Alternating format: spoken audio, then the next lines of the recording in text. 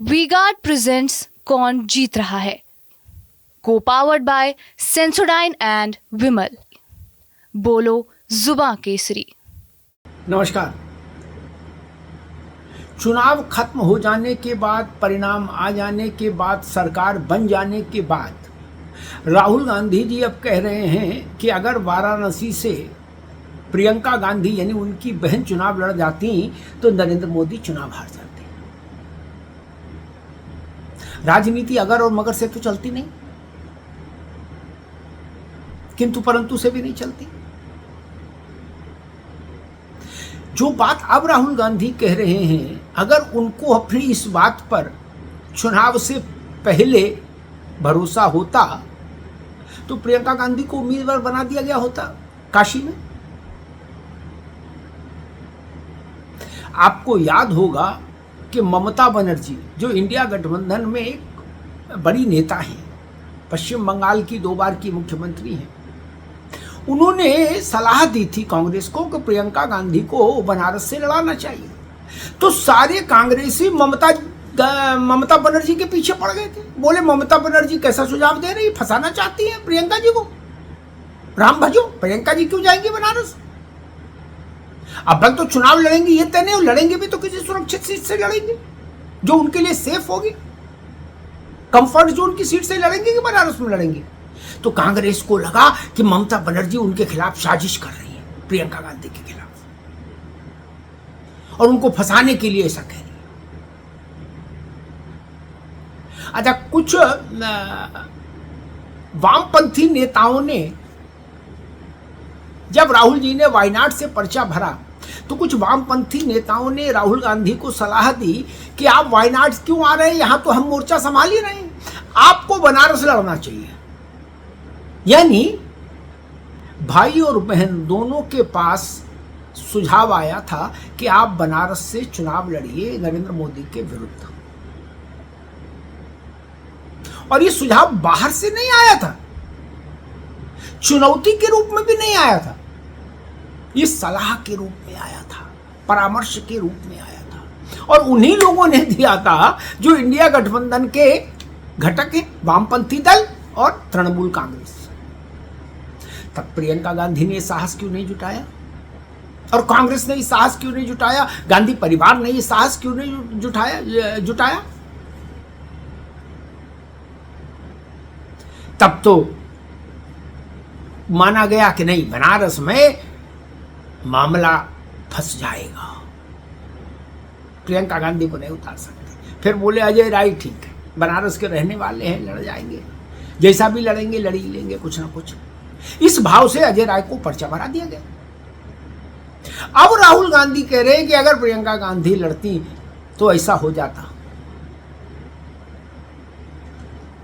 चलिए, इस बार ना सही, अगली बार मुझे लगता है कि कांग्रेस को राहुल गांधी जी के इस ऐलान के बाद, राहुल गांधी जी की इस घोषणा भविष्यवाणी के साथ खड़ा होना चाहिए,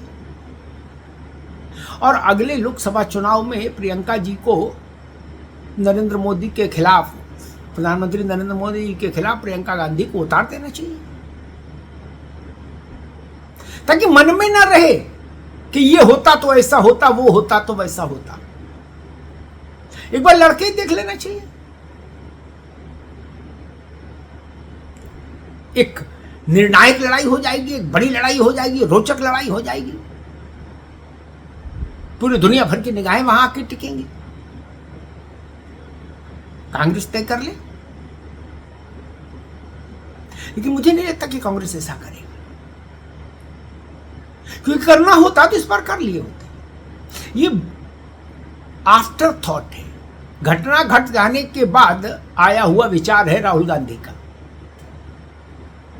ये वैसे ही है कि जब ट्रेन स्टेशन से चली गई तो सोचे कि अगर हम चढ़ गए होते इस ट्रेन में तो ऐसा हो गया होता। नहीं, जब ट्रेन खड़ी थी तो आप क्यों नहीं चढ़े?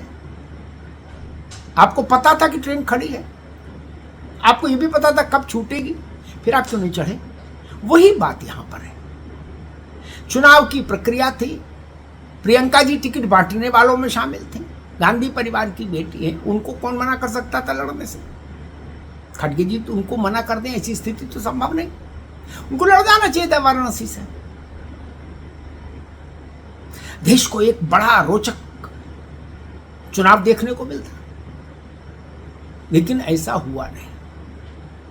अब राहुल गांधी कह रहे हैं कि उत्तर प्रदेश ने एक रास्ता दिखाया है देश को, अच्छी बात है,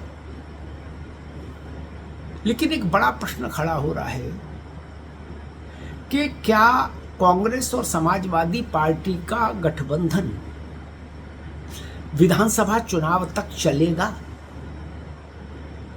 आम आदमी पार्टी ने पहली फुर्सत में ही कांग्रेस से अपने रिश्ते नाते खत्म कर लिए,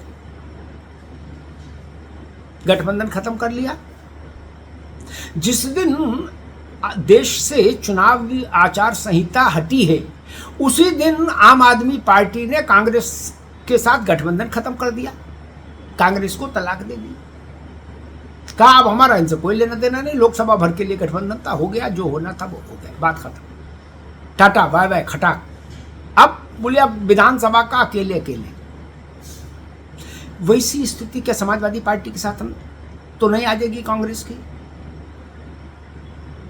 क्योंकि विधानसभा के चुनाव में सपा का स्टेक बड़ा होगा, स्वाभाविक है। और कांग्रेस जिस भाव मुद्रा में अभी है 99 सीटें पाने के बाद, उसको भी लग रहा है कि वो पुनर्जागृत हो गई है, और उसके ही कारण राहुल गांधी के पराक्रम के ही कारण क्षेत्रीय दलों को अलग अलग राज्यों में लाभ हुआ, जैसे उत्तर प्रदेश में सपा को। कांग्रेस के अंदर ये थ्योरी है, ये थ्योरी समाजवादी पार्टी को डाइजेस्ट नहीं होगी विधानसभा चुनाव में। लोकसभा चुनाव की बात अलग है, लेकिन विधानसभा चुनाव में थ्योरी डाइजेस्ट नहीं होगी, क्योंकि वहां अखिलेश यादव मुख्यमंत्री पद के उम्मीदवार होंगे, तब एक एक सीट उनके लिए महत्वपूर्ण हो जाएगी। लोकसभा में 17 सीटें वो दे सकते हैं, क्योंकि लोकसभा में अखिलेश यादव प्रधानमंत्री पद का चेहरा तो नहीं है, तो कांग्रेस 17 लड़े या 15 लड़े या 18 लड़े, उससे सपा के ऊपर कोई बहुत बड़ा फर्क नहीं पड़ रहा था। लेकिन विधानसभा चुनाव में समाजवादी पार्टी के लिए एक एक सीट महत्वपूर्ण है, क्योंकि उसके नेता का स्टेक है। रीजनल पार्टियों के लिए राज्य का चुनाव सबसे अहम होता है, राष्ट्रीय पार्टियों के लिए लोकसभा का चुनाव अहम है, भाजपा और कांग्रेस के लिए लोकसभा का चुनाव अहम है। लेकिन TDP, JDU, Samajwadi party, BSP, Trinamool Congress, ये जो क्षेत्रीय दल हैं, शिवसेना, इनके लिए सर्वोच्च प्राथमिकता है राज्य का विधानसभा का चुनाव। तो अब एक बड़ा सवाल उठ रहा है कि क्या कांग्रेस और समाजवादी पार्टी के बीच ये अलायंस जो लोकसभा के लिए बना, ये विधानसभा तक जारी रहेगा? क्योंकि आपको याद होगा कांग्रेस ने इस बात को इसी लोकसभा चुनाव के दौरान कई दफा दोहराया था कि यह गठबंधन यानी इंडिया अलायंस केवल और केवल लोकसभा चुनाव के लिए है, राज्यों के चुनाव से इसका कोई लेना देना नहीं, राई रत्ती तक राज्यों के चुनाव से इसका कोई संबंध नहीं। और ये बात सपा को कांग्रेस लीडरशिप ने तब और ऊंची आवाज में बताई थी जब समाजवादी पार्टी ने मध्य प्रदेश चुनाव में, विधानसभा के चुनाव में कुछ सीटें मांगी थी 5 या 6 लड़ने के लिए। तो कांग्रेस ने कहा था कि आपको सीट इसलिए नहीं दे सकते क्योंकि आपके साथ राज्य का अलायंस नहीं किया है हमने, केवल दिल्ली के लिए किया है, केंद्र के लिए किया है। तो ये नियम खुद कांग्रेस ने बनाया था कि क्षेत्रीय दलों के साथ दिल्ली की हुकूमत के लिए समझौता है, राज्यों की विधानसभाओं में कोई समझौता नहीं। अब और कांग्रेस उसी अर्थ में, उसी सिद्धांत पर जाएगी तो समाजवादी पार्टी और कांग्रेस अलग अलग, और जब सपा और कांग्रेस अलग अलग होंगे तो क्या चुनावी गणित बनेगा, ये कहना आज मुश्किल है।